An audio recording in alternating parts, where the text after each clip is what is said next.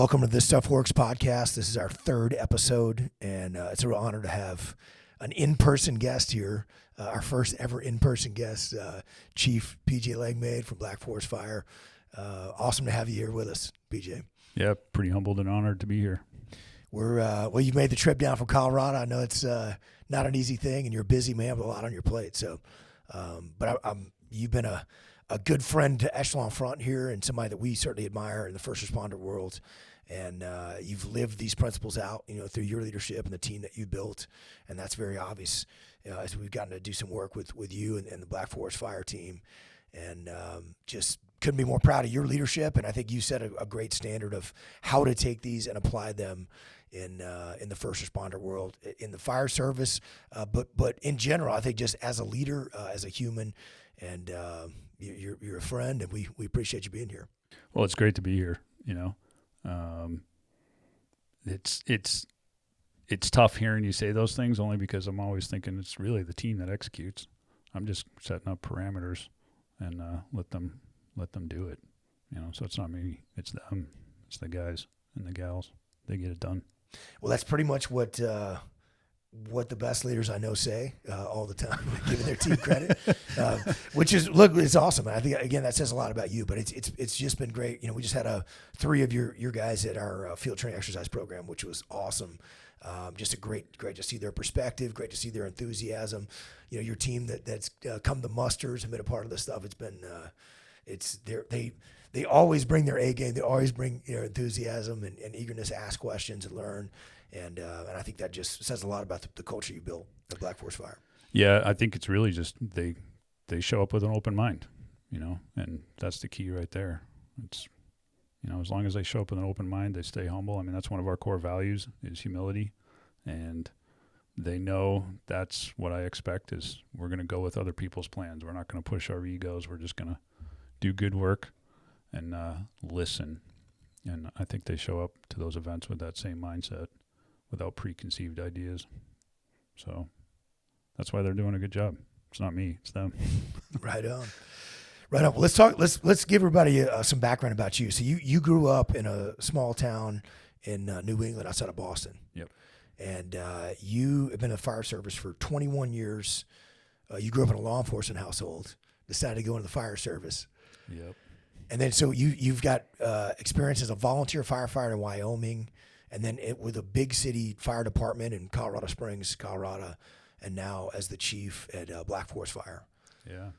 Yeah, it's been good. That's a pretty good spectrum there to have, is the volunteer where you're wondering, gosh, am I the only one that's showing up, compared to the big city where you're showing up with a small army, compared to a suburb where what a big department's going to bring, but you don't have all those people. And it's kind of why training's a big deal for us, because every one of them has to be squared away. So it's a good spectrum. Well, let's talk about you growing up. Why did you decide to go in the fire service in the first place? Like what drew you to that?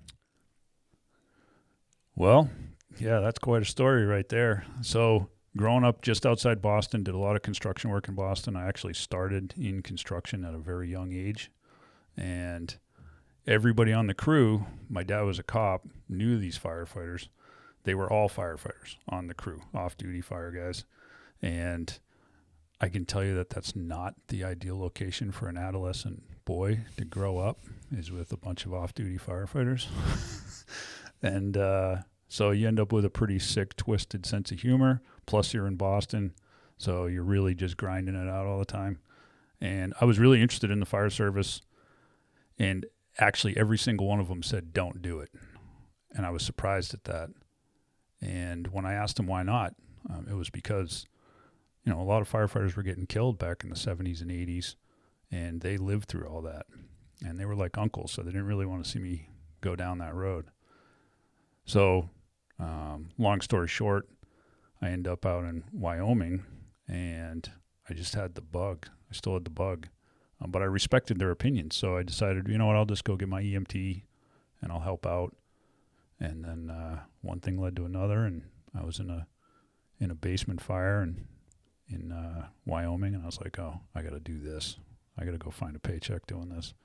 But yeah, growing up in New England, really good mentors, learned work ethic, and then having a really outstanding father who I didn't know at the time. He was just a solid man and good cop. And I joked, though, that we never had any conversations until I was in my 20s. He was just always, like, interrogating me. What'd you do this weekend? He already knew. Yeah, it was good. Good culture back there, but it wasn't. I guess it just wasn't meant to be there. How'd you end up in Wyoming and Colorado, coming from the Boston area? Yeah, so basically, I was doing construction, which allowed me to make some cash, go travel around the country, come back, make some cash, travel around the country. And that was like 17, 18, 19. And I met my wife in New England. She grew up there as well. And she wanted to go out west. And I said, well, let me show you Wyoming. And we went up there. She loved it. And when we came back from that trip, it was like a month later, 2 months later, she was like, hey, we're going to be parents. And I was like, I don't know that I want to raise a kid in this environment. She said, where are we going? And I said, Wyoming. And to her credit, she's like, okay, which massive cultural shock. She grew up in a like legit hardcore gritty ghetto type city. And for her to move to Wyoming was, that's total opposite end of the world. So that's how we ended up there. And then, like I said, that fire, basement fire in Wyoming, I asked the chief up there, where do I go in the Rockies? And he said, Colorado Springs. So tested down in Colorado Springs, got hired, and it was kind of a bit of a whirlwind to get there, but that's about it. And then, so how'd you end up from Colorado Springs to Black Forest Fire, where you're the chief now? Yeah, so that was an interesting journey as well. And so in 2013, Black Forest had, at the time, Black Forest is a small community just north of Colorado Springs, and they had what at the time was the most destructive fire in state history. Wiped out 500 homes, killed 2 people. And then after that, there was a lot of political turmoil about decisions that were made. And I've never criticized the operations of that fire. And I lived up there and lost my house in that fire. And it's really easy for people to be critical when they don't have to make decisions in a time competitive environment. And so I strayed away from that. But there was clearly some things that were going on within the organization that the community wanted to change. And they ended up drafting me basically to go sit on the department and overlook the department. And so we did that for a bit. And then when our chief was leaving, it was time for me to move on. So I moved on, and I couldn't have been gone more than 48 hours, it felt like. And the chairman of the board called me and said, hey, can you just do a 90-day audit as a interim fire chief? And I was like, no. And I said, why me? And he was like, well, you know what a fire department should look like. We just want you in there for 90 days, kind of look at the operations from a boots on the ground perspective. And so I was like, 90 days? Okay. Yeah, that was like 3 years ago. One thing led to another where 60 days into it, it wasn't, the guys and gals there were doing the best that they could.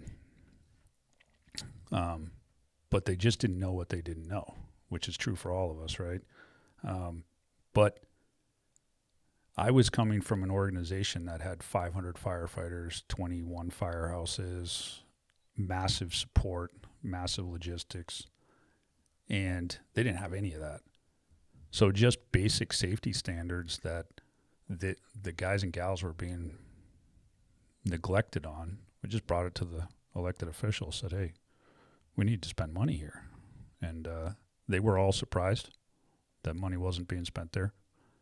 And I remember one of the things I was told was budgeting things does not mean purchasing things. I was like, oh, so the stuff was in the budget, but none of those items were actually being purchased, which is why the books always looked good. Well, the elected officials didn't realize that bunker gear and air handling systems and things like that weren't being purchased. So when we brought that up, it was, they agreed, okay, let's do that. And that started opening up the door to them seeing, hey, you know what? We're just going to keep you for another 90 days. So I was like, do I have a choice in this matter? And they were like, no.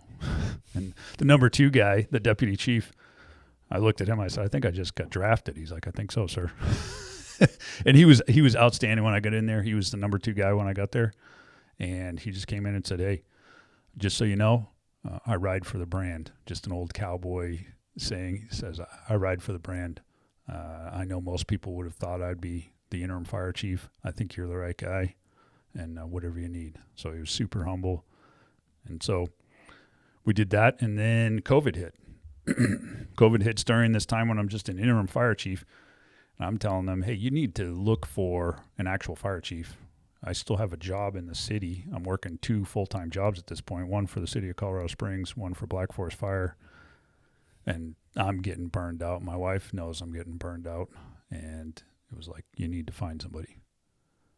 And after COVID hit and we declared emergencies and accessed funding and all that stuff, they were like, we found a guy. I was like, perfect.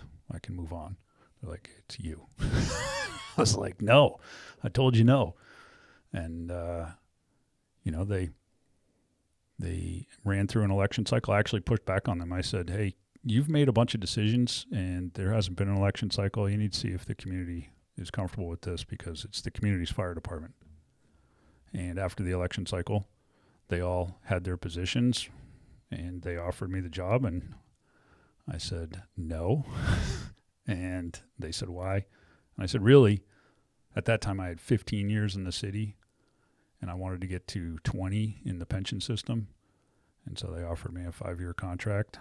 And I said, okay. And as a man of faith, I was like, okay, God's got a path here and I'm just ignoring his will and that's never going to go well for me. So I jump shipped and went to Black Forest, and that was, that's how I ended up there. Right on. That's an awesome story, PJ. I think, you gotta trust in God's will there certainly to, if he keeps knocking you over the head with something of like, hey, this is the door that you need to walk through, even if you're resistant to it. That's, I think being willing to be humble enough, to follow where you're being led. That's awesome. How did you come across extreme ownership? I mean, Jocko podcast, like Echelon Front, like what first led you in that direction? The first edition.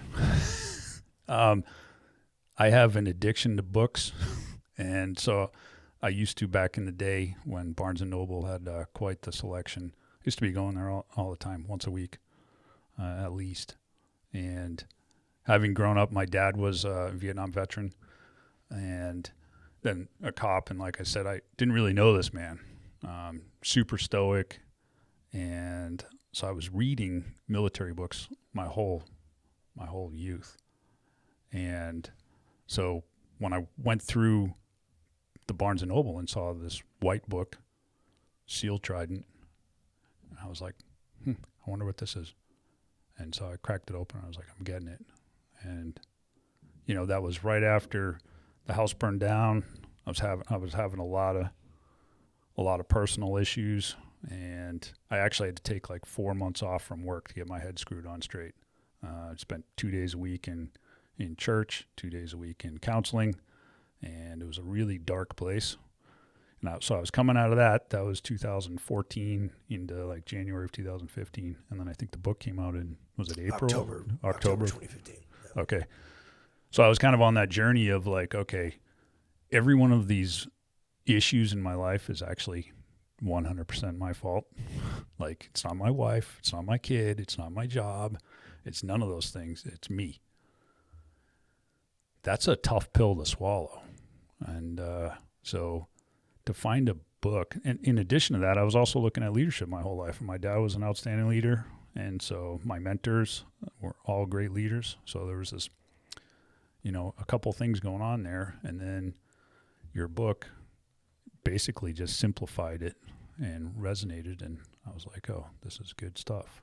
So that was before I was, listening to a podcast or anything. I mean, I don't know when Jocko's podcast started, but right after the book came out. I think he started December 2015, so about 2 months after the book launched. I probably wouldn't have even known what a podcast is. I'm pretty much a Neanderthal, so I can read. So yeah, and that's how I ended up in it. And just an outstanding book. Once you read the book, did you start to? Are these principles that you tried to instill in the people around you? I mean, did you hand copies of the book? Like, how did that grow to become like the culture of the team? And yeah, so at that time, obviously, I was still. So I became the interim fire chief in 2019. So at that time, I was still with the city of Colorado Springs all the time. And if there's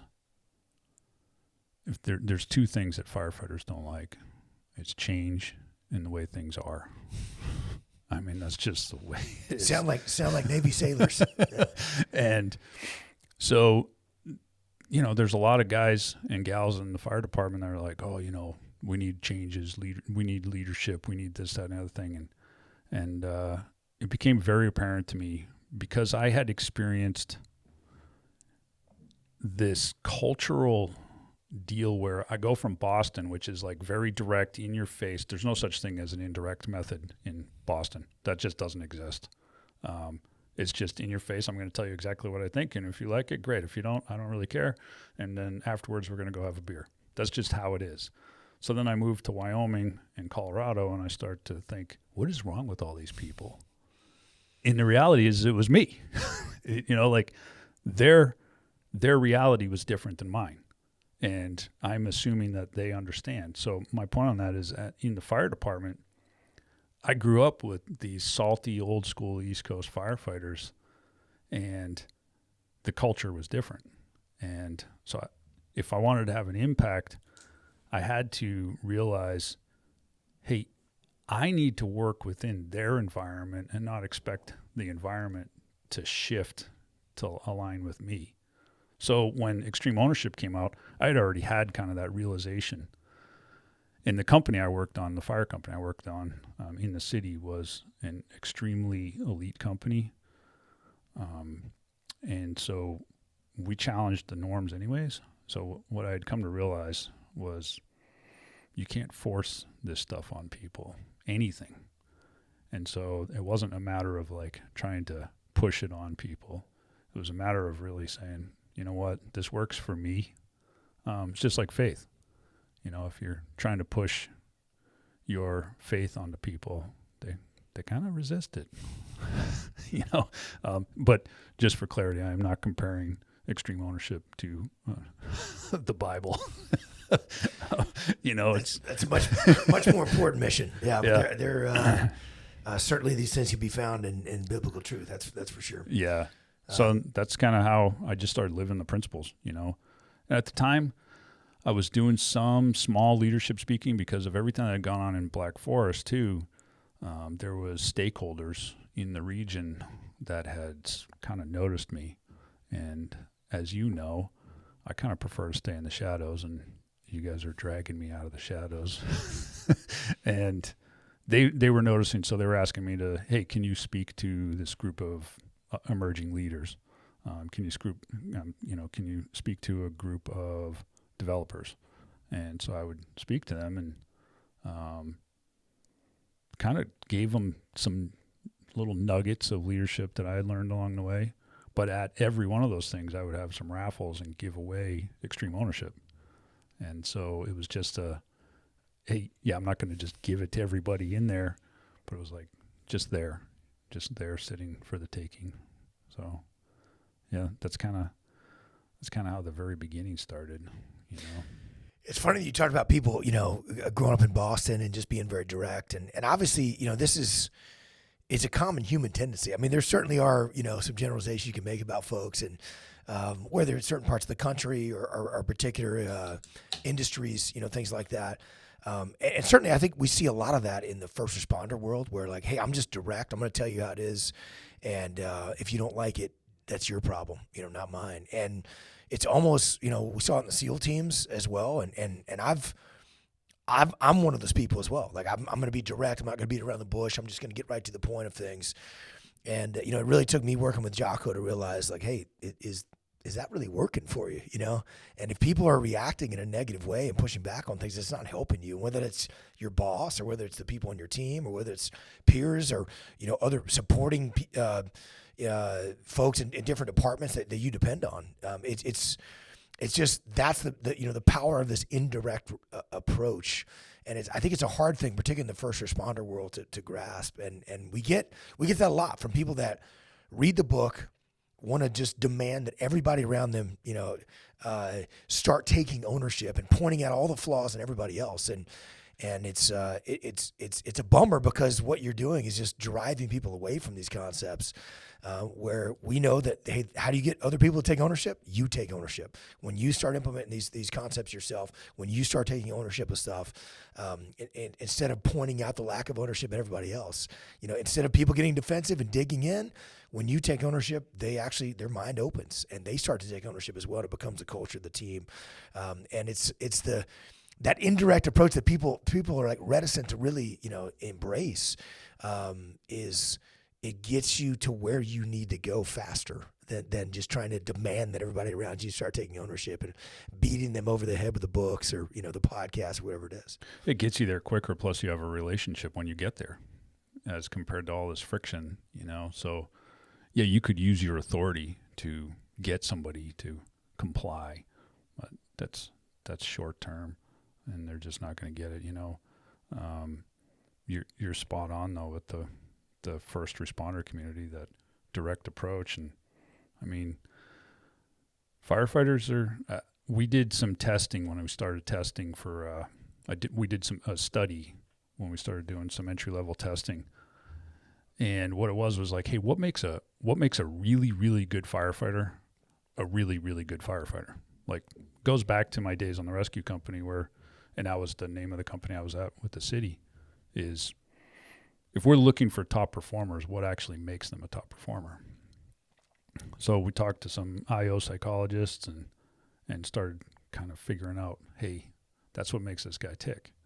And so the doctors, there was like a team of 3 of them, tell me the number one attribute you need to test for is drive.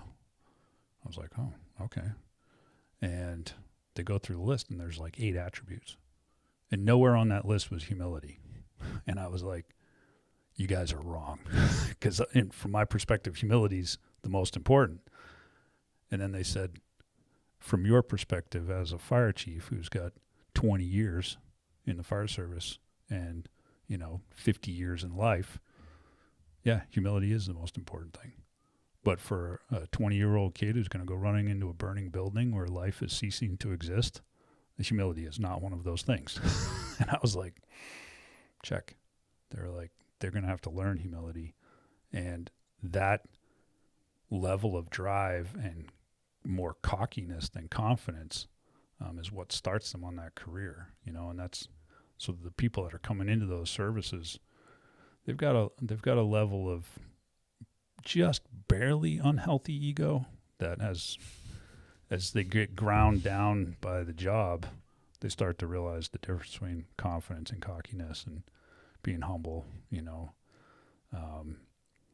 and yeah, that's a tough lesson to learn, but that's also where I think the extreme ownership piece, yeah, it's on me, but being humble and realize that takes a lot of humility to realize it's your fault. No question. I mean, I would push back on that to say that, look, I think whether you're brand new in the job or experienced in the job, I think the fact you're never going to learn and grow, right? If you don't have an open mind, if you think you got it all figured out. And so I think there's no question. I mean, people that join the SEAL teams the same way. Like there's you got to have an ego. Like that's what drives people into like, hey, I want to be a part of this unit. Like, oh, you're telling me that's the toughest military training in the world. Cool, I'm gonna go do that. You know, that's and I think that's something that I'm sure it draws people in the fire service just as it draws people into the SEAL teams. We used to kind of joke that, you know, if the cockiest person in the world is the person that just graduated BUDS, right, our basic training program. So you just graduated, you don't even know what you don't know at this point. Then you go on to your advanced training, what we call SQT, SEAL qualification training. You spend about 6 months trying to learn some individual skills, and you realize like, oh, there's a lot I don't know. Then you go to the SEAL platoon, and you start going through a year and a half long workup cycle, and you realize like, oh, there's a whole bunch of stuff I don't know. Then you deploy overseas for the first time, and you get thrown into combat operations. You're like, I don't know anything. It's that's that like level of humility is pretty. Yeah, and that's, you basically just described the same experience you have in the rescue companies. So in the fire service, you have engine companies, and they bring the water to the fire. You have truck companies or ladder companies, and they do the search and rescue piece. And then you have, in big cities, you have what's called a rescue, and sometimes they call them heavy rescues. And they're kind of a utility player. You know, they not only go to every fire in the city, but they go to every rope rescue, confined space, dive, recovery, swift water, anything that's technical. Basically anything that a person can get themselves stuck in, under, or on top of, we got to come up with a solution for. Well, that's a pretty complex world considering people are doing stuff all the time. And when you get to that company, there's typically one in a big city. So like Colorado Springs had one. Denver had one until like 2 years ago. Now they have two. New York City has 5. But there's actually less, if my math is correct, there's less rescue companies in the United States. There's less rescue firefighters in the United States than there are Navy SEALs. That's how small of a group it is. And they draw the people that want to get after it. And the first year that you're there, you're like, oh, I need to learn some things. By the end of the first year, you're like, yeah, I got this figured out. By the end of your second year, you're like, there's still a little bit more to learn, but I got this all figured out. Third year, you start to realize, I don't really know if I'm going to learn all this. And after your 5th year, you're like, yeah, there's no way I'm ever going to know everything there is to know. So I just got to build the problem-solving skills instead of the task-level skills. Because people are creative, and they can get themselves into some creative situations that we got to solve. But it's that same thing where you're driven, and you think you know, and then over time, you realize you don't know anything. So you got to have an open mind. No question. I think that's one of the things I love. You know, I know at Black Forest Fire, I mean, your emphasis is training, and you guys train hard, and you spend a ton of time training, much more than other fire departments that I've seen. And it's, I mean, that to me is one of the biggest things where we brought back those lessons: humility, ownership, teamwork. You know, from Ramadi, and that humility piece, just the idea that if you'd asked young Lieutenant Leif Babin, you know, Charlie Platoon Commander, tasking a bruiser before we deployed to the Battle of Ramadi in 2006, hey, are you ready for some tough urban combat situations? Like, yeah, bring it on. We're totally ready. And having been in those, you know, a bunch of those situations where we are totally humbled or outmaneuvered or simply just beaten, you know, or just unprepared, and to come back from that and have to really analyze that stuff and think about it and pass on to the next generation of SEALs of like, hey, this is way harder than you think it's going to be. And I think that to me is being able to ramp up training that can mimic a realistic, chaotic, difficult scenario where the answers aren't clear, and you got to sort through those issues. I think so often people think they're ready for that until they actually get into it, and I love that's what you guys do, is really spend a lot of time and effort training people, putting them in some challenging scenarios. Yeah, I mean, some of the metrics are just, they almost seem unreal. So in 2018, I think it was 2018, they had like 500 hours of training, the entire department, 500 hours. And now if they're under 1,500 hours a month of training, we're having a conversation because I'm like, what happened? So it's basically like, hey, 20% of your time is going to be spent training. And the more realistic, the more arduous. We also don't just make it so that it's like, hey, all day you're training. Those 15-minute, those 20-minute little drills, those are priceless. You know, you can get a lot of reps in that way. But we have to push the training. Fortunately for the fire service in America, the number of fires are down compared to our forefathers, but the laws of physics haven't changed one bit. So how else are you going to get that experience? It's got to be realistic. That's how you got to do it. I think that's awesome, PJ. And you have, we always talk about that for the first responder world. The Jocko said, look, ideally, right, 20% of your time is training. 80% of your time is spent on the job, and that's one of the big things that we hear a lot, right? Is we don't have time to train. Our people are actually on the job, and clearly you've made time for that, which is awesome. It's about prioritize, right? I mean, that's got to be a priority. So I think that's one of the things that a lot of leaders probably struggle with, or at least managers, is taking care of your people. Taking care of your people doesn't mean, the greatest compensation package and all of these other things, or time off. Taking care of your people means that they have the skills to actually execute the job, especially in this profession where if they make the wrong decision, there's consequences to that. So if we're really going to take care of our people, we got to train them, mentor them, develop them. To me, that's taking care of our people. No question about that. That was a tough lesson for me to learn, of the setting people up for success where they can accomplish their mission in the most difficult environment possible and bring as many people home, from that dangerous, situation as possible. And if you're not pushing that standard high and training them hard, you're setting them up for failure. And it's definitely not taking care of your people. I always love what JP Donnell says. If it's not that you don't have time, it's that you didn't prioritize it. Yeah. Which is exactly what you're talking about when it comes to training. Like, hey, we don't have time to train. No, actually, I failed to prioritize training. And you clearly are doing that for you and for your team. And I think it's awesome. Y'all are setting a great example, I think, for every other fire department out there. Yeah, well, and I think you have to, you guys talk about connecting the thread of why. You have to explain why, too. It's not just about, hey, we serve the public. But it's because we care about these guys and gals that are getting on the fire truck, and I want to make sure they have a outstanding career, that their families are taken care of, which means that they have to be smart. They're not going to be safe.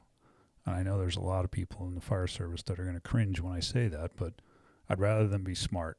So set them up for success by giving them good training, build their knowledge, skills, and abilities, and then unleash them. So that to me is taking care of them, because you actually care about them. But if you just don't tell them that you care about them, or if you don't tell them that's why they're training, it probably diminishes their ability to prioritize it too. And when you say, not safe, I mean, what you're saying is there's some element of risk that you just simply can't control on the job, right? I mean, that's like we had a lot of pushback, at times, I think early in the wars in Afghanistan and Iraq, where there was almost this idea by some of the senior leaders that you could conduct a combat mission and mitigate every risk. And it was like the idea of like, no, it's a combat mission, man. There's some element of risk by the very nature of what we're doing. It's obviously the same thing when you're out there fighting fires. So you got to teach them to be smart to mitigate the risk they can control. But the idea that there's going to be, they're going to be in an environment that's 100% predictable and totally safe is just by nature of the job, not the case. No, it's not the case at all. And I think that's one of the things that makes Black Forest unique is while we want to be safer, we recognize that to mitigate the risks, we have to be smart. Because if you really just detach from it and look at it, you say, okay, so I'm giving you 90 seconds to get out the door. You just got a call that you got a structure fire, adrenaline's going up, now I'm giving you 90 seconds, get out the door. Then I'm going to give you lights and sirens that gives you permission to go above the speed limit, and stop briefly at a stoplight and go through intersections and then show up at a building that potentially has people in it. And now we're going to go in there. And then we're going to tell them, oh, be safe. that's nowhere in that whole spectrum where we're being safe. So we got to be smart about managing all of those risks. And that's one of the things that we're trying to message there is that's what we do is manage risk. That's what we do is manage risk. We did it with COVID. We did it with structure fires. We just manage risk. And I think that resonates with some people because they recognize that there's it's almost disingenuous to say, the number one priority is to be safe. Because if that were true, wouldn't we just stay in the firehouse and not go anywhere? The reality is we're going out there to do a job. That job is dangerous. The number of priorities go out and save lives and protect property while being as safe as possible. Exactly. Yeah, which is very different. And you're accepting that there is some level of risk, and which means that the only way to make people smart to be able to mitigate that risk is train them and to put them in those difficult situations as much as possible in training before they're in them in reality. Yeah, and that brings up probably the biggest thing that I tell folks is, for me as the fire chief, it's actually the exact same thing as when I was a firefighter on the rescue company. Is I have two questions that I ask. And when I was newer to the job, the rescue was, is it safe and is it effective? And if the answer was yes, then we would just go with whoever's plan it was, which was a tough thing. That was part of the development of the extreme ownership side of things, and inside of the rescue company was, hey, we're not going with our plan, we're going with their plan. Well, now in a chief executive officer position, it's the exact same two questions, but it's, am I comfortable with the risk and is it effective? And if I can answer yes to both of those things, I'm going with their plan 100% of the time. If I'm asking questions, it's because I can't answer yes to those two things. So my folks know that if I start asking questions, you just got to get me into those circles where I'm like, oh, okay, I'm comfortable with the risk now. Sounds good. Or, yeah, that's effective. So that whole risk management piece that's just kind of a foundational thing for us. Right on. How do you, PJ, you clearly, you built this in the culture of the organization. We talked about how, the folks on your team that I've seen come to our events and been a part of training. I mean, they're fired up. They're eager to learn this stuff. They're eager to grow and learn as leaders and to continue to build this in the culture of your team. What has been most effective as you've taken to implement the principles of extreme ownership, the laws of combat, and mindsets for victory into your team? And then where have you seen some pushback on that? To your first part of that question is patience, having the patience. When they come to me with a question, I almost never give them an answer because I want them to make the decision. And then we have a conversation like, okay, well, as a matter of fact, just yesterday, I was in the airport on my way here and I get a phone call from an officer and he says, hey, this is what I'm thinking. And I said, what's preventing you from making the decision? And he was like, okay. So I think part of it is the patience to detach enough to realize, like, my job as the fire chief is to develop this team. My job isn't to go put out fires. So that's going to take time where they have to get comfortable, got to build relationships and let them actually see it at work. And then when they start making decisions, you got to figure out the tact, tone, and delivery piece of like, okay, cool, I see what you were thinking there. What are you thinking now? So the patience piece, I think, is a big part of it, which makes them feel comfortable that they can make mistakes. Some of them don't feel comfortable still. And I'd say that's where some of the pushback comes is, as we were talking just before we started this, is when you make a decision, you own it. Like, even though you're working under my umbrella where I actually own everything that's going on within my command, you feel like you own it. And with that comes some risk that I'm wrong. And that's insulting to my ego. So I don't want to be wrong. What's the easy button? Well, I'll just go to Leif. He can make the decision. And so that's where some of the pushback comes is some people don't want to make decisions. And I need you to. They don't want to make decisions for the reasons you talked about, and they also think that that's what doing a good job looks like, right? I mean, I think that's where a lot of people think like, hey, hey, PJ's the chief. I'm going to go ask him to make the decision here, and I'm going to present you with some options, and it's your call. And they think that's what good actually looks like. And I think you have to really re-educate them to help them understand what true decentralized command is. It's not just, hey, do whatever you want, right? We see people that go in that direction too, and that seems to scare a lot of the first responder groups that we worked with, whether it's a local police department or a statewide agency or a fire department. There's a real need to no, we can't delegate the decision making. There's too much at stake here, and that needs to come all through me. And I think rather than the idea of look, it's not just go do whatever you want. It's hey, this is the ultimate goal. Here's the purpose and the goal of the end state we're trying to achieve. Here's the parameters where you can make decisions, where you can't make decisions. And when people really understand that, then you've got people that are at least, if it's outside of those parameters, it's above my pay grade to make the call. At least I can make a recommendation up the chain to say, hey, boss, here's what I think we could do to solve this problem. And then you could say, great, do that. Or, hey, hold on a second. Maybe we don't have the resource for that. Or, hey, there's some other things going on here that, that I need to look into. But I think it's a constant process of educating people to show them that that's actually what good looks like. And that, look, if I'm the boss and you're coming to me for a decision and I'm saying, hey, what do you think we should do? I'm responsible for that decision. It's not on you. It's actually on me. And so I think you have to really encourage people and help them understand that, Yeah, I think you're spot on with that. The encouragement piece is huge. It's when you think about, I'm saying, hey, the organization needs to spend 20% of its time training. I need to be spending more than that time investing in my people, which means investing in the relationship so that they know what winning looks like. They know that they can make decisions. And when they reach a sticking point, they can come and ask me questions. But for me, I still have to maintain the discipline of I should only answer the questions that only the fire chief can answer. That's it. Somebody else between me and them should probably have been able to answer that. And if they can't, why can't they?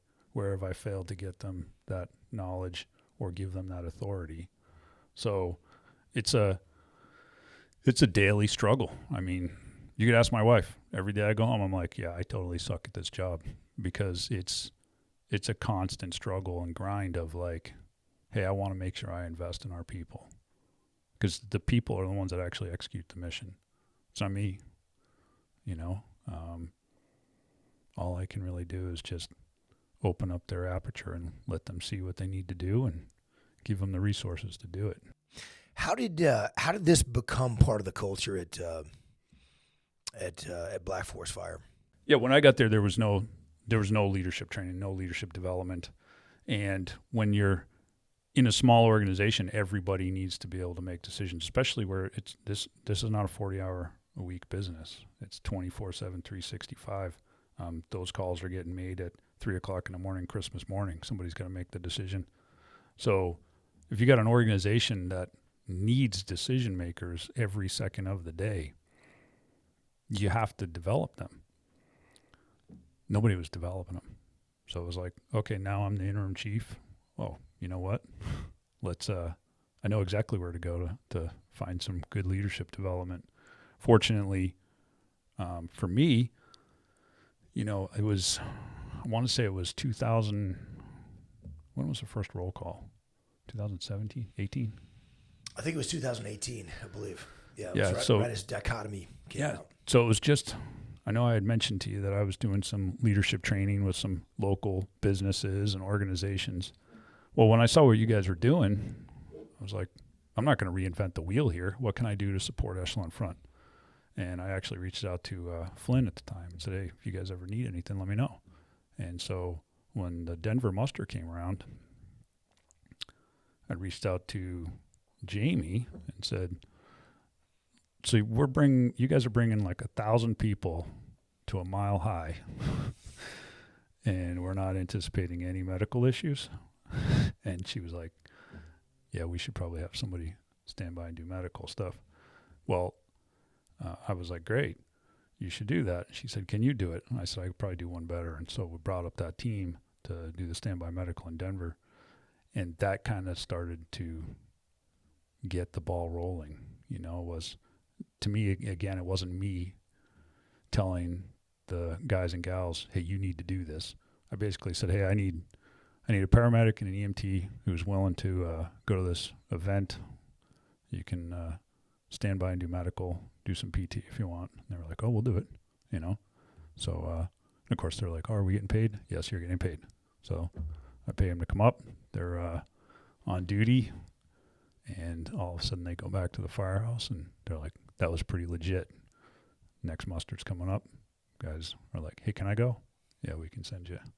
And we prioritize training in our budget to be able to start sending people, you know. So the training division has kind of laid out a pathway of, hey, we're going to give you these books, whether you read them or not. That's totally up to you. But there's some resources if you're an officer, and if you want to go through the officer progression in the fire department, you got to go to a muster. And now, as of last week, they got to go to an FTX. So really, it's been organic, which is, I think that's been the right way for us. You know, firefighters are, you know, like I said, they don't like change. It's 100 years of tradition unimpeded by progress. So they have to choose it of their own free will. And if I just force it on them, they're not gonna do it. So they get to see it, and then they get to experience it, and then they want more of it. I think that's awesome, PJ, and we've seen that go badly, right? I mean, we talk about the mindset of being default aggressive, and I'm a very default aggressive person by nature. I want to make things happen. You know, I'm not going to beat around the bush. I'm just going to get right in there and do that, and that's where it goes back to that indirect approach where, yeah, I mean, I think the enthusiasm that your team has, you know, to be a part of these events is really incredible. And it would be so different if you just forced 12 of them to go to an event. They don't know what it is. They don't really know what it's about. And they're just kind of like, yeah, what is this thing? You know, maybe there's a handful of people that, you know, hey, they take something away from that, but there's people that are going to be rolling their eyes, you know, in the background, and they don't want to be a part of it. So I think that longer term, you know, you talked about patience earlier.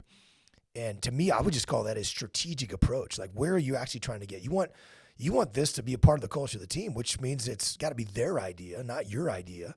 And just introducing some people to the concepts, offering it to them, but not forcing it on them, you know, not really beating them over the head with it. And then introducing it to some people that then could now start talking about it and getting excited about it and you know, opening minds to other people like, oh, that's really cool. I'd like to go to one of those. You know, when you got people requesting that they go rather than you forcing them to go, I mean, that's a totally different outcome as a result. Yeah, and you're spot on. It's thinking strategically. And the fact of the matter is Black Forest is a small fire department, and young firefighters who are hungry are going to want to go to other fire departments. And one of my grand strategic goals, and I define them differently, is when these men and women leave Black Forest, that they're squared away leaders that are going into other fire departments so that they can help those organizations as well. Because there's a good chance they're not going to stick around for 20, 30 years in a small suburb department. They want to go to the big city. They want to see if they have what it takes, which, as they'll find out, it's really the same circus, different clowns. But that's an awesome thing too, though. That's something that I saw in the SEAL teams. There's the worst thing that you can call somebody in the SEAL teams is a quitter. And this is, because I mean, just from our, we have a 70 to 80% attrition rate going through buds. You know, if you ring the bell, a drop on request, right? You're a buds quitter. You know, it's got a massive negative connotation. So, I mean, even someone like Jason Gardner has been in the SEAL teams for 30 years, or Steve Ward, 28 years. These guys retire, and you're like, oh, quitter. You know, they're like, people are kind of joking about that stuff, and obviously there's some joking element to that, but that's one of the ways that they would retain people. And I had it happen to me. I left the Navy at the 13-year mark, so I'm 7 years shy of the 20 years required for an official retirement. And so, people are like, you're like, oh, you're quitting, you're walking away from the teams, and it's, one of the most squared away leaders we worked with was an Army battalion commander and when we were deployed to Ramadi, and watching how he handled that, right? So the Army would deploy for, I mean, they 12, 15 months at a time. And so guys would be rotating back overseas, like their enlistment is up. And the Navy and Marine Corps, it generally doesn't happen like that. You deploy for the duration of your 6-month deployment, and they will extend you. So people generally aren't ending an enlistment and going home in the middle of a deployment. They're going to extend you based on, hey, you've agreed to go on this deployment. Okay, you're gonna get out when you get back. But the Army doesn't work like that, and they'd have people that are leaving in the middle of a deployment, and their enlistment's up. And this battalion commander, rather than belittling them or calling him a quitter, he would just say, thank you for all you've done for us, all you've done for the Army. Anything we can do for you, you let us know going forward. And it was always that way of, hey, this person's moving on to bigger and better things. They're going to do a different chapter of their life. And I just thought his attitude about that was incredible. And it's I think that's the best way to be, right? You want to have relationships with people. I mean, if you've got a squared away person that's going to move on to a different department, having a great relationship with that person is powerful for you, for your department. It's going to benefit. It's going to benefit you as well. So it's the idea that you're going to just insult that person and for leaving, I think is really short-sighted. Well, relationships are paramount, and so when they leave, they're carrying our brand over there, which actually helps with recruiting other firefighters, because somebody who's young is trying to figure out, man, this guy's squared away and he works for, ABC Fire Department. Where did he start? Oh, he's at Black Forest. And it actually helps with recruiting. But the other thing is, we deploy firefighters all over the country to do a variety of tasks, whether it's wildland or urban search and rescue. They're going to go and interact with other people all of the time. So why not have the relationships in place beforehand? So, we had a graduation 3 weeks ago, I think it was, from a recruit academy. And we're losing a guy to a larger department, highest paid fire department in Colorado. And the new recruits asked me, hey, Chief, how does that make you feel when somebody's leaving? And I was like, to quote our friend Jocko, good. And they were like, what? I said, we're unleashing good human beings into the fire service. What's wrong with that? Yeah, they're not staying here. Yeah, the taxpayers would like to get more return on that investment. But they're good people, and they're going to do a good job somewhere else. And they're taking our brand with them. I have no problem with that. And some of those people may come back too, right? Yeah. I mean, I think that long-term strategic vision is really powerful. That says a lot about your leadership. And most people, I think, are short-sighted when it comes to that. They see that as a problem instead of an opportunity to spread the message and help other fire departments out there. That's awesome. Well, in the first responder community as a whole, there's struggles. I'm assuming that's probably that way in corporate America as well, but that leadership is the difference. And if you're not investing in leadership, you're really not investing in the team. You're not investing in the bottom line, and the return on that investment, that's failure. So it's like, hey, we just got to invest in developing good people, and they'll take care of the rest. We had a client recently in the corporate world that was one of their complaints was losing people to competitors, and I'm tired of training people up and then having them leave, go somewhere else. And they're like, what can we do to stop that? And I was like, build a culture of extreme ownership that utilizes the laws of combat, cover, move, simple, prioritize, and execute, decentralized command. Like this, the more of that you have in your organization, the more people are going to want to stay and be a part of that organization. There's always going to be some level of attrition, and that's okay. So I think that's very, very strategic of you. Yeah, the culture piece is spot on. So small suburban department. We've got in the state of Colorado, we've got city of Denver, city of Colorado Springs, and then we've got these other large fire districts. And so, how do you compete? How do you compete with that? And I get asked that question all of the time because we cannot pay what the city of Colorado Springs does yet. We can't pay what Denver pays. And the reality is the way we compete is culture, and if we have a culture where not that you get to do what you want to do, but you get to have ownership of what you're doing, That's way better than being told what to do all of the time. As we often say at Echelon Front, right? Control over your own destiny is the best compensation you can give somebody. Yeah. That's awesome. And that's culture, and that's the confluence of stories and character and all of those things put together. That's why it bothers me so badly when we, I know you and I have had some conversations with some fellow firefighters, just about giving people ownership of the schedule, or these people like holding the line, on certain things sometimes when you're like, man, let them run with that. What do they want to do? And as you said, if there's no risk and it makes sense, like let them do it. No big deal. Like what's the harm in that? Yeah. And that's exactly right. It's, to what end? Like, okay, what's the risk here? Oh, there's really zero risk. Good to go. And, is it effective? Yes. Then why do I want to put any strain on that relationship to have it my way?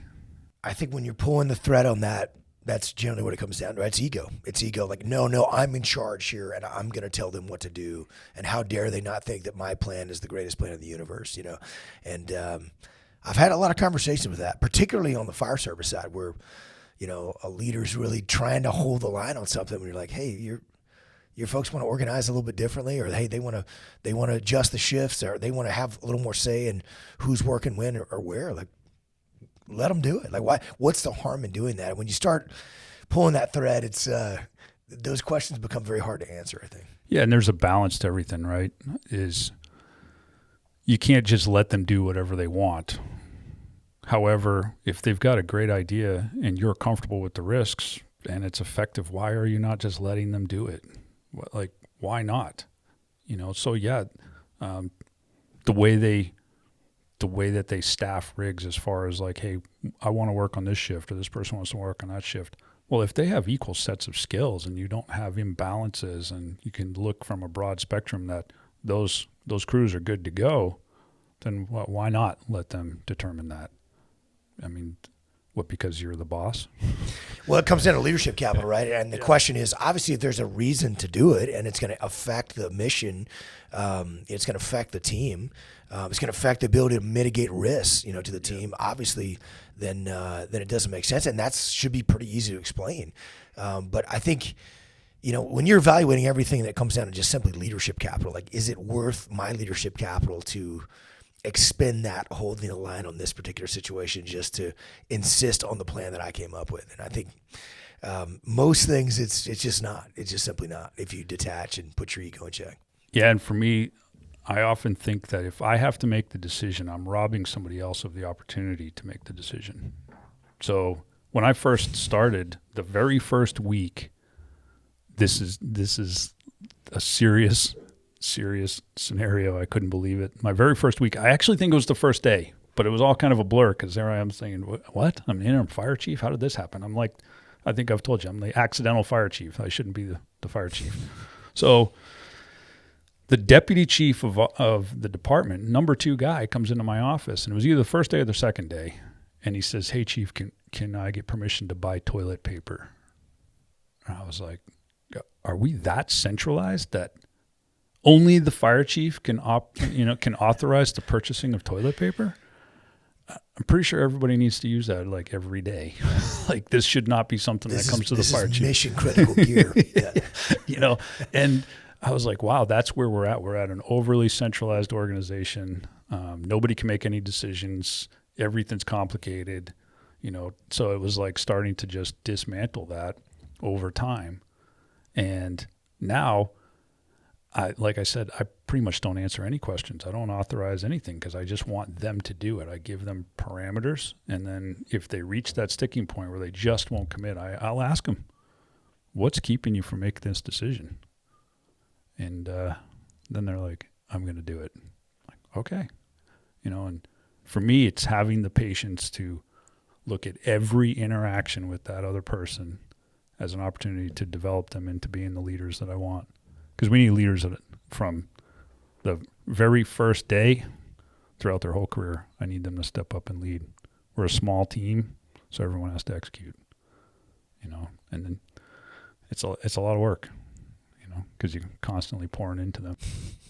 No question. It takes time and effort, right? And then as new people come join the team and others leave, it's a constant process of kind of building up the trust and confidence and the power of those relationships, to facilitate decentralized command for sure. And then ensuring everybody understands the purpose, the goal, the end state you're trying to get to, the commander's intent, as we'd say in the military, and then the parameters where they can make decisions and where they can't. Back to what we were talking about earlier, PJ, where is, because I see this a lot, right? When from in the first responder world, when someone is talking about extreme ownership, they're making reference to Jocko podcasts or talking about the books, Extreme Ownership, Dichotomy of Leadership, or what they learned at a muster. And there's pushback that are people, well, this isn't the military. That doesn't apply here. Or this is different. Like where have you seen pushback on this, on these concepts, and how have you overcome them? Well, one of the pushbacks will be typically it'll be former military guys that have had a bad relationship with the Navy at first, because at first glance, yep, exactly. Yeah. At first glance, they'll be like, "Oh, what am I going to learn from this?" And that's kind of probably their first one. But for us in the fire service, we're able to make a pretty quick correlation. I think probably better than law enforcement, because we're a small team. Sounds familiar. Operating in a time competitive environment. Sounds familiar. Having to operate in uncertainty. Sounds familiar. So we can, in the fire service at least, we can adapt the lessons that you took from combat and apply them to our world very quickly. The difference is your enemy had free will. Our enemy follows the laws of physics. So that's something we can kind of predict. We can start to mitigate some of those risks. But that time competitive environment and being able to operate in that friction and have bad communications and everything goes wrong, right when you need it to go right.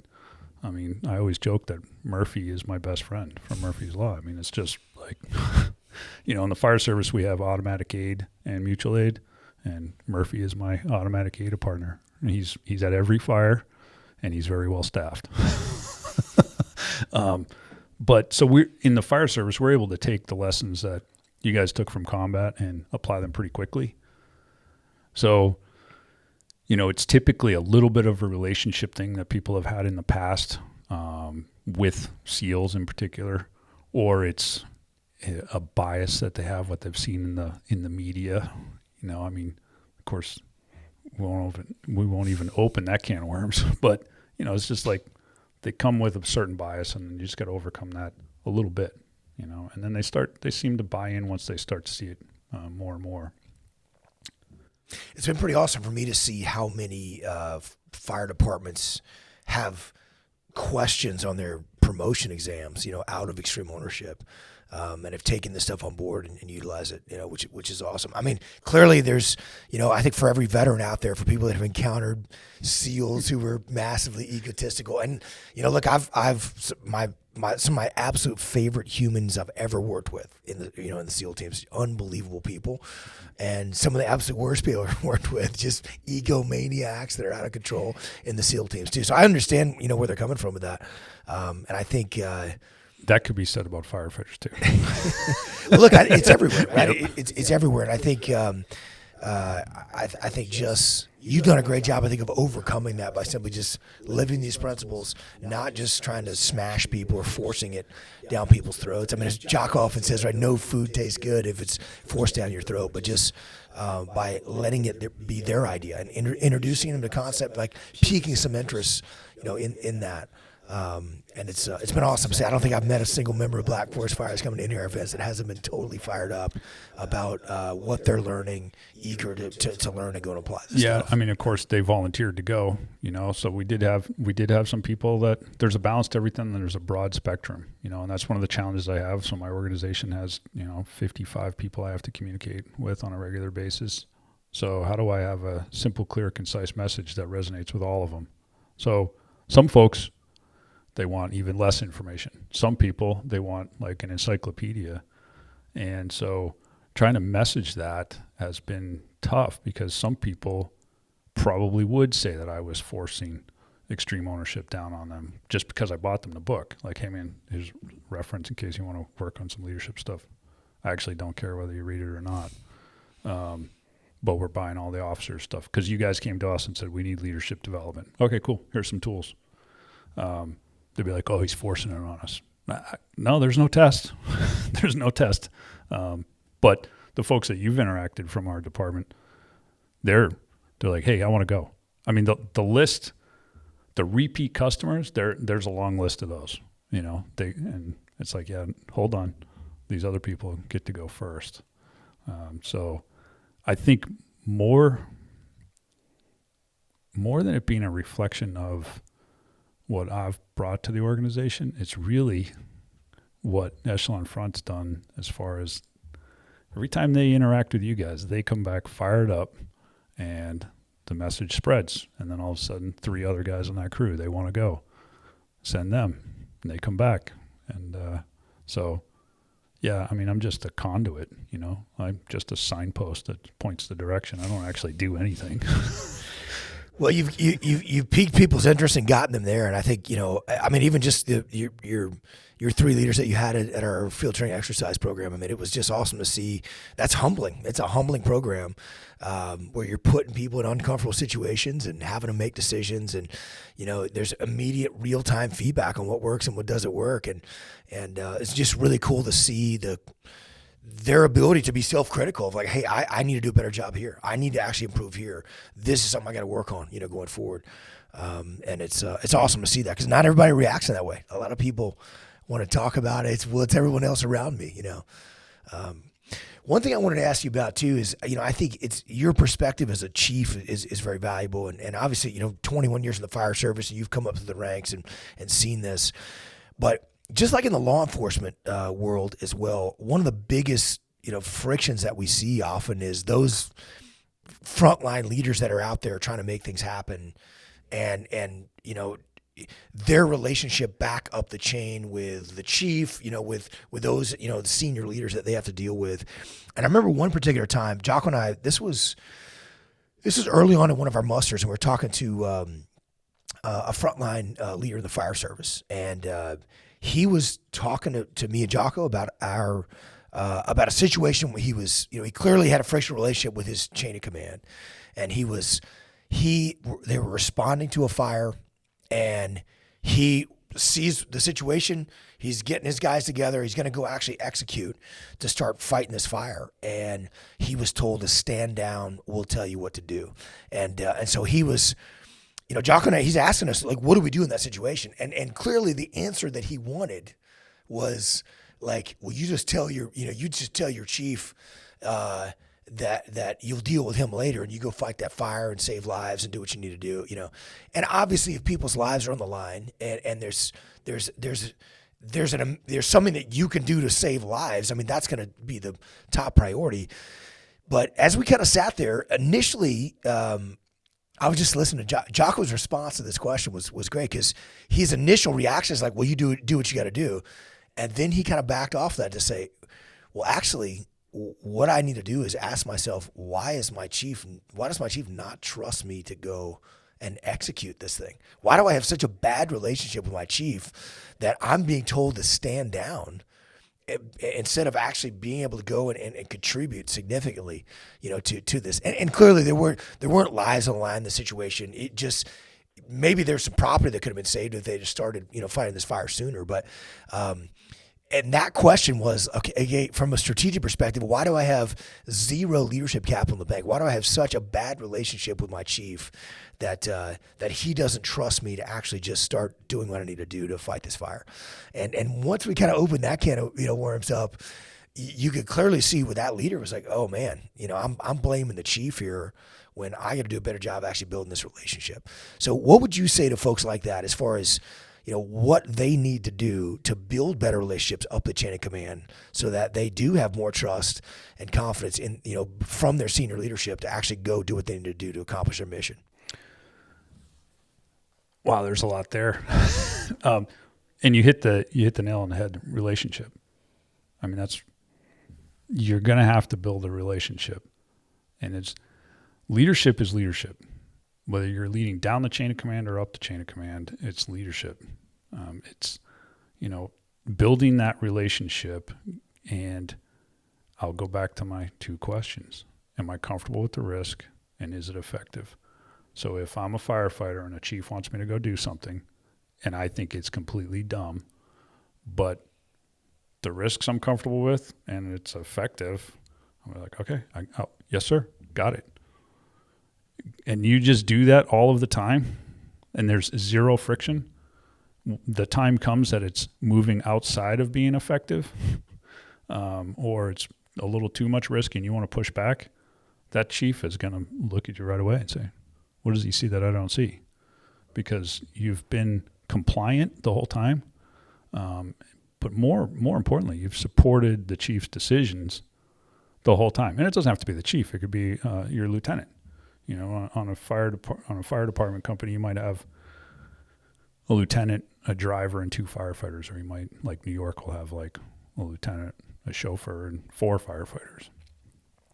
You want to have a good relationship with that first line leader too. So what's it hurt? If he's telling you to put a uniform on and you want to hang out in your shorts and a t-shirt all day, put the uniform on. What's the risk? You know, but you're building that leadership capital. And I use the term relationship capital and leadership capital interchangeably because they're actually the same thing. For me, just build that capital and keep building it. And I've made the argument before that your reputation in the fire service has value. It has value because in that time competitive environment, if you and I are both firefighters and you don't have a good reputation or you don't have a relationship, but let's say you don't have a good reputation with the chief and you say, hey, we're going to go to the roof and vent, he's probably going to say no. But if I have a good reputation and I say we're going to go to the roof and vent, exact same building, exact same fire, he's going to say yes. The reason he's going to say yes is because he trusts me, because I've built that relationship up. That's going to frustrate you, where you're like, how come he says yes to him but not to me? And so your reputation, that has value, and that reputation's built on the relationship that you have chosen to build with your boss. And it's the inverse is just as true. As the chief, if I want them to do what I need them to do, I need them to trust me. So I got to build a relationship with them so that when I tell them to do something, especially when I'm telling them, because now I'm no longer asking them, hey, what do you think's best? I'm like, hey, I need you to do this because time's been compressed. So for me, it's the same thing. Build a good relationship. And, you also have to apply some grace because this was tough for me. First starting out as a firefighter, like black and white. Engine puts water on the fire, truck opens up the building. It's not that simple. I mean, it's not that difficult. It's quite simple. That's not true at all. There's a whole lot of variables that go into that. And, in that time competitive environment, I'm told to do something. I have to trust them, but also I have to have some grace. Like, okay, they're seeing things that I don't see. I'm just going to have to go with it. And if they make a mistake, I shouldn't just hammer them like, oh, I knew he was wrong. I knew he was wrong from the start. Because it's definitely different as you move up in leadership. You've got a bigger picture to be looking at. For me, I have a standard where I want everybody thinking strategically all the time. But then my command staff, I want them thinking grand strategically all the time. And that's a stretch. But, I'm looking at things even on a fire where are we building a relationship or destroying a relationship with our neighboring fire department who's on the exact same fire? Because if we're so focused on the mission, you could get bought into like, well, it doesn't really matter. We're going here to put out this fire and save lives and property. Yeah, but are we actually burning down our relationships with everybody that's supposed to support us at the next fire? So there's a balance there. And that's tough, I think, for some folks on the fire service that are riding on the back seats, or even some of the officers like, why are we not doing this? There's probably a good reason. And I'm not saying that every fire chief or battalion chief is competent, but build a relationship with them and support them. And if you support them, they're going to support you. It's that law of reciprocity. Yeah, this is trust, listen, respect, influence, right? I mean, that's what you're talking about. I think there's that to me, when I hear someone telling me, and whether this is in the first responder world, whether it's in the corporate world, when someone's telling me like, hey, the chain of command isn't listening to me, that's often the question we ask is, how often are you pushing back on stuff? And generally what you find is that those are people that are pushing back all the time. And so instead of you actually listening to me when I'm saying, hey, Chief, I don't think it's a good idea, if it's just me saying I don't think it's a good idea, well, I say that all the time. You're like, oh, it's just Leif again. He's complaining about stuff like always. So I have no ability to influence you whatsoever, And I think it's a hard thing to think about, but if you can keep your ego in check, keep those emotions in check. Yeah, and I say this being the chief haterade drinker in Tasking and Bruiser, where I talk about how screwed up the chain of command is, all the time, and yet when you realize like, hey, it took Jocko as a mentor to me to say, hey, does it help us to not have a good relationship with our boss? And so we didn't push back on stuff. We get told to do something that makes us a little more efficient. Okay, some paperwork process. Cool. We're going to do all that stuff, and we're not going to push back on anything until it actually matters. And I think, that idea of like, hey, I want people to trust me. I want people to listen to me. I want people to respect me. And I want to have influence over the chain of command and over our organization, over our mission.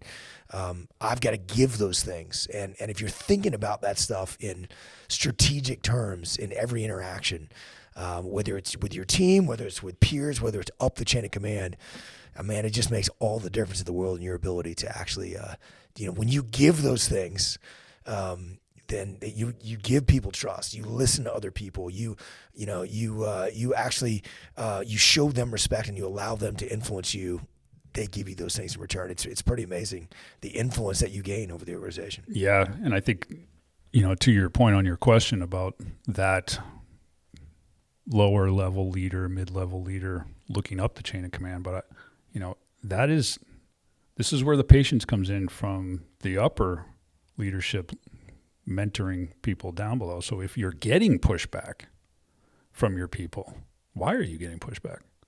What do they see that you don't see? And what's your relationship like with them? Because the easy button is to just say, yeah, that's what I said, do it, and move on. And they're going to go execute. But clearly they see something, either they see something that you don't see, or what I find often is they're unaware of something that you're aware of. And so you're robbing them of the opportunity to grow in that moment. So that's where you got to have the patience and the intentionality to be open to that every single moment of the day, where when that comes up, you'd be like, okay, walk me through what you're seeing. Why are you pushing back on this? Because you clearly see something, or I didn't do a good job giving you enough information. And I'll tell people all the time, like, is when we walk out this door, we have to be aligned on this. So if we're not now, what do we got to do to get there? Yeah, I mean, does that make sense? Like, you got to build that relationship down the chain, and you got to listen, so it's not just up the chain where it's like, hey, I need to listen to the chief and listen to the battalion chief, listen to the captain. It's like, hey, what's that firefighter seeing that I'm not seeing that, or clearly the firefighter is pushing back on this because my message that I thought was clear didn't resonate through the ranks to get to him. And he thinks that the reason I want him in uniform is because I'm just, I'm ready to go invade a country. It's like, no, actually it has to do with more than that, so I have to have that conversation, but I want to hear it. And I need to listen more than speak. And if they don't understand it, the problem isn't them. The problem is you, and you got to take ownership of that. That's the power of extreme ownership for sure. Just like you've said before, Dave Burke's Cliff Notes. It's your fault. The end. Yeah, Dave Burke's summary of extreme ownership. Yeah, exactly. Yeah. Everything is your fault. The end. Yeah. It's pretty spot on. Yeah. What's if you just advice to firefighters out there, first responders in general, about how to take and implement these concepts into their world, like where should they start? Go to the locker room and look in the mirror. And I know that sounds just short, but that is the truth of it. Is I think every firehouse, I'd be willing to bet right at this point that in every firehouse in the United States, somebody working at that firehouse knows of extreme ownership. Somewhere, someone in that firehouse, they know it. And even in headquarters buildings, you'll see the discipline equals freedom flag in some random office. So if you're in an organization that's not taking ownership, well, that's on you. Step up and lead and start showing how to do that. And if you're waiting for your boss to take ownership, that's a long road. They might retire before they ever take ownership, so it's just a matter of really looking at yourself and really start implementing those things. And how do you start? To your point, build relationships. Relationships are paramount to winning, period. And you never know when that relationship you built is going to actually be the relationship you need a decade, 2 decades down the road. And it's got to be genuine, authentic, like if you believe in the mission of the fire service or law enforcement, then you should be trying to help execute that mission all the time and building those relationships that are going to achieve that end state. The byproduct of that is you're going to have good relationships. If you're trying to build a good relationship so you can do what you want, that's probably not going to pan out for you as well. But I think to start, look at yourself and then start with building relationships. I mean, you guys laid it out in a pretty easy format to follow. Cover and move, simple, prioritize and execute, decentralized command. Cover and move, relationships. Teamwork. That's where it all starts, definitely. So if you're trying to figure out where to start there. I think that's fantastic advice, PJ. There's so oftentimes, we always say this, right? When we talk about extreme ownership, and whether it's to a fire department or a police department or a corporation or a nonprofit organization, whatever team that we're actually talking to, there's always folks in there like, I love this concept, and I hope Nancy over there is paying attention, or I hope Fred's actually listening to this, or I hope my boss is listening to this thing. And you can't control them. You can only control you. And when you focus on you and you taking ownership of everything in your world, building better relationships with people, implementing the laws of combat, it's total game changer. And you realize how much influence you actually have over the outcome of situations simply by you taking ownership and implement solutions to get those problems solved. Yeah, and again, I'm going to reiterate the patience. You got to have patience, because the thing is that you're never actually going to get there. It's the journey. The extreme ownership is a journey. So if you're hoping that your boss is going to take extreme ownership or your guys and gals are going to take extreme ownership, don't worry about that. Just worry about you, what you can control, and understand it's a journey. And it's humbling. The more and more that you get humbled, the more and more you're going to be humbled.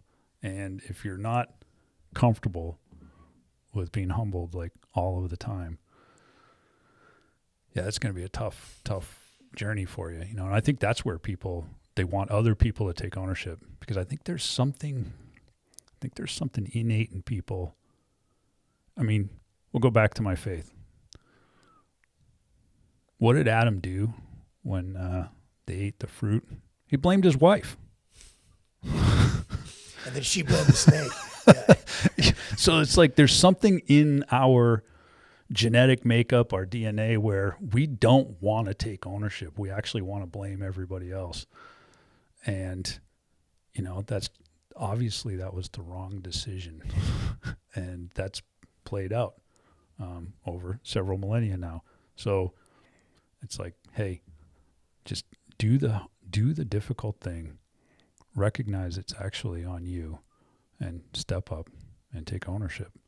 And the cool thing about it is that's where that freedom comes from. Is you're like, oh, okay, yeah, that's actually on me. So I think that would be the answer. I know it was kind of a long answer, but look in the mirror and build the relationships and realize it's really on you. That's spot on. It's humbling, but it's liberating, right? We've got it's humbling because it's all your fault, and that stings the ego. And yet, if it's on you, if the problem is you, then you actually are the solution to the problem as well. And I think that's it's liberating to know that everybody makes mistakes and everybody falls short and no one has all the answers, for the reasons you talked about earlier, right? As it maybe take you years to fully understand and appreciate, hey, look, I'm never going to learn all this stuff. But it's liberating to know that all you have to do is take ownership for mistakes that you made, implement solutions to those mistakes and fix them going forward. And that is all that's required to be an effective leader and to build that into the culture of an organization. Yeah, I mean, it really is a day in, day out task, and the intentionality is key.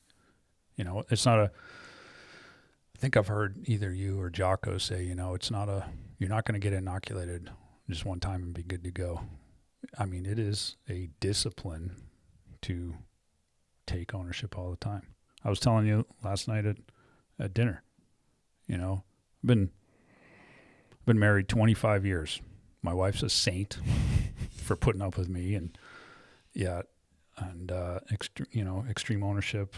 What did we say that came out in 2015? So that's 7 years ago, and just like 2 weeks ago, I get up at 4 a.m., I go to turn on the coffee pot, and it's not set up. And I'm like, why didn't she set it up? But that was only for a split second, because it was like, why didn't I set it up? And I didn't say anything to my wife. I made coffee, pour her coffee first, and go. Like, it's no factor. But when you realize, like, hey, it's really on you, and you can't blame anybody else, there's some freedom to that. And the other piece of that is the people that work for you are going to disagree with you on this. They're absolutely going to disagree with, like, that's not really your fault. When you get to the point, I feel like when you get to the point where you can actually articulate how that person that works over on this shift, at a different station that you never see, made the wrong decision, how that's your fault. You're probably getting somewhere with the extreme ownership, and people are like, how do you do that? But you start to realize that everything under my command is absolutely my fault.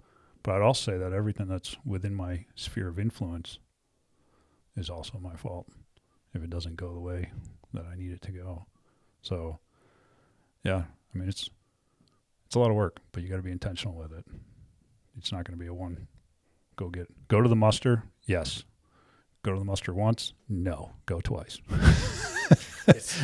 It's a training continuum, right? And you're learning all the time. And look, leadership is a skill. And it's a skill that atrophies if you're not training it and you're not thinking about it. You're not challenging it all the time as well. So I think that's a great point. That skill piece, I think also, I think that gets overlooked. It truly, truly is a skill, which the nice thing about skills is they can be taught, which means they can be learned. The bad thing about skills is that they're perishable. So if you don't practice it all the time, that skill is going to start to go by the wayside, So if you're going down this path, stick with it and practice it all the time. Otherwise, it's just going to fade into the background. No question. Any final thoughts you want to share with the audience here? I think along that same line, I think the biggest understatement that you've probably ever made that I've ever heard is simple, not easy. It is simple, but I think people still think it's going to be easy, and there is no way that extreme ownership, insulting your ego all of the time, humbling yourself, being humbled by others, it's not easy. It's going to be the most difficult thing you ever do, but I think it's going to be one of the most rewarding things for yourself and for your organizations. And I think while I agree with you, simple, not easy, I think people are still looking for the easy path, and it's not easy. They don't understand just how difficult it is, and I would agree with you 100% on that. I mean, Dave Burke and I were running a workshop one time just to put some quantifiable data on that. These are people that had, every single one of them could define extreme ownership and could give you a definition of it that was, pretty close or very thorough. So they understood the concept, and yet we gave them a role play scenario where they had to take, they had to have a tough conversation with an underperformer, someone who is one of their key leaders who failed to meet the timeline on a critical deliverable. And we put that out there, and we floated around to the different fire team exercises here that as they were role playing the scenario. And there was a group of probably 200 people, and neither me nor Dave, we didn't hear a single person actually start that conversation with ownership. It was like, hey, you screwed this up, and you didn't meet the timeline. And there never was like, the idea of like, hey, listen, we didn't meet the timeline here. That's my fault because I didn't explain to you, why this is important. I didn't check in with you 2 weeks ago to make sure that we were on track. I didn't ask you what resources that you need. This is what I'm going to do to fix that going forward. And it makes that conversation so much easier. By the way, all those things are true if you're talking about somebody in your team that failed, and yet just to me, that was a real eye-opening example of just how difficult this actually is. Every single person that had been in there for multiple workshops understood the concept of extreme ownership. Everybody had read the book. Everybody could define it, and yet was unable to actually apply it in a fictional scenario in real time. And just just this small little example of how hard this stuff actually is. Yeah. Do you think it's they think there's more to it than what you're saying? Like you guys lay out a pretty easy, simple process. Hey, follow these 5 steps to taking ownership. And then they're like, well, there's got to be more to it than that. So they don't even do the 5. And I don't know if maybe part of it is they follow that step. They have a script in their back pocket. And I say, Leif, this is totally on me. I didn't look at my notes. I didn't resource you properly to make sure that this happened. And these are the things I'm going to try to do next. And I'm going to hire more people and this and that. And they probably feel like they're going through this rote memorization thing.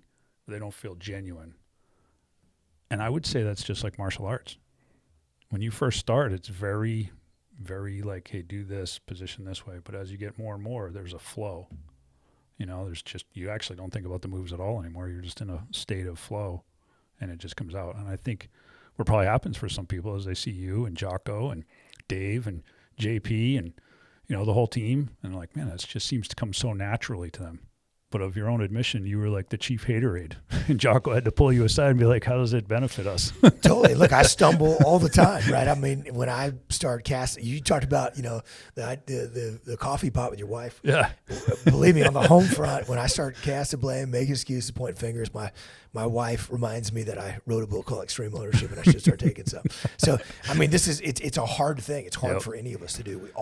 It's the standard that we strive to achieve, and yet it's something that we all fall short and to some degree. And so it's just simply taking ownership and solutions going forward. I think to answer your question though, I don't think people realize how difficult it actually is in real time. In the same way that if you took a brand new recruit out of the fire academy and asked them if they're prepared to go and handle a 5-alarm fire, or the worst kind of triage situation that they can handle, mass casualty on the highway, whatever, most difficult level of situation you could put them in. And if you ask them if they're ready, they're probably gonna say, yeah, I'm ready, bring it on. They don't even know how hard that's going to be. And it was the same way for me. I mean, as I talked about before, if you ask SEALs, hey, are you ready for this stuff, urban combat? And and if Jocko actually told me and Seth Stone, the Delta Platoon commander, before we deployed to Ramadi and tasking a bruiser, he was like, you guys are going to get so much combat, you're going to get tired. And we laughed about that. I remember this conversation before we deployed. We were still in San Diego. This is March 2006. Just a week before we left. And man, it was 100% true for just about everybody in tasking a bruiser, So it's this idea that you don't know how hard it's going to be until you get there. And so I think if people, so just like martial arts, like you said, right? You step on the jiu-jitsu mats, you feel like you're a pretty tough guy and you can take care of yourself. And, it takes getting mopped up by somebody who's half your size, who just has a lot higher skill level than you, who's trained a lot more than you, to realize like, oh, there's a lot more I need to learn. I'm not near as good as I thought I was. And so I think that's where training really comes in, right? If you can humble people in training and they realize, hey, I'm here and I got to get here. And if, my level of my skill set is not near where it needs to be, if you can humble them in training, then they start to realize like, okay, I got to be prepared for just how difficult it's going to be in real life. It's why we say there's no growth in the comfort zone. If you're sitting in your comfort zone, we all like to sit there where we're comfortable. And you got to be put way outside your comfort zone so that you're prepared for those most difficult problems that life can throw at you. And I think that to me would be the defining characteristic of why humility is the most important quality, because it's the idea of like, hey, you think you're totally good to go, and you're absolutely not until you get put there and you realize it. Yeah. No, I think that's all spot on, and I completely agree with you that humility is the most important attribute. There's a lot to it. I mean, there's a lot to it, but it is simple. You just take ownership and reflect on that. And I would say it's really important to the training point that you said is, if you're in a leadership position, every interaction you have with somebody on your team is a training moment, and you need to just invest in them and don't rob them of the opportunities by being their easy button. They should actually be your easy button. They should be taking stuff off your plate. They should be doing things. And if you're just answering their questions, or not necessarily answering their questions, but if you're making the decision that solving they could their have problems for them, you're robbing them of the opportunity of growth. And strategically and grand strategically, you're actually losing, because there's now nobody to replace you. And the more you do that, the more people are making decisions. That frees up my time that I can actually pour more into those same people. So all of a sudden, my bandwidth opens up where I can just focus on mentoring and developing people. And I'm not the smartest guy. I'd argue I'm like one of the least smartest guys in the organization. But having the space means that I can make sure that they have the opportunities to learn lessons. So just be intentional with your time. That's a key thing, I think. And I think you had asked, did I have anything else? We talked about it up at the council. I brought it up just briefly because the council, amazing event, right? You got these 1,000-pound animals that you get to go on a horseback ride with. And as I reflect on my time in leadership, some of the early advice I got at a ranch with a guy who he chose to walk away from breaking horses to building relationships with horses. And I learned so much from him in such a short amount of time, but it really was, he's getting that animal to choose of their own free will to align with his will. That's a wild Mustang. Doesn't even speak the same language. And how's he doing that? Because he's pouring himself into it. He's taking the time. He's paying attention to all the cues. And then, during that process, he's building a relationship to the point where this wild Mustang trusts him and follows him. So if you want to be an effective leader, you got to pour into your people and get them to align with your mission, vision, and values of their own free will. That takes time. It takes a lot of patience. It takes a lot of love. That's spot on, PJ. I think that's a great place to leave it, man. We really appreciate you being here, and just can't thank you enough for your friendship, for your example that you've set, not only at Black Forest Fire, but I think from so many first responders out there, that about how to take and live these principles out and build those in the culture of your team. And just can't thank you enough for making the time to be here with us in person. Yeah, well, I'm humbled, honored to be here. Hopefully this isn't the last time. Come back down. We'll do this again. You guys definitely pulled me out of my comfort zone, which I'm like, I just want to hang out in the shadows and do my thing. But if you guys see value in sharing it, then why wouldn't I help share what you guys are doing? I think you guys are doing a great job and providing for a great mission and vision. Well, thank you for helping us share this message with the world. And I look forward to getting up to Black Forest and doing some training in person with your team up there one of these days soon. Yeah, come by. Appreciate it. All right. Thanks.